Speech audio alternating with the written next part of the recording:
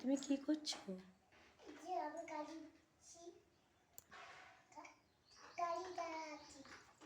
তুমি পড়াশোনা করবে না? কেন?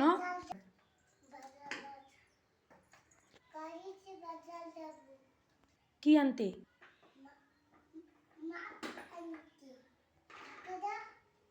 আমার কাছে তো টাকা নেই।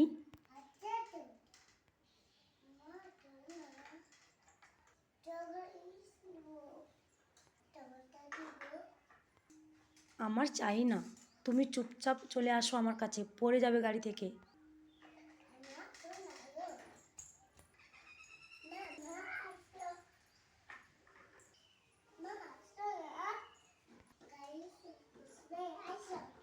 না, আমি বসবো না, পড়ে যাব।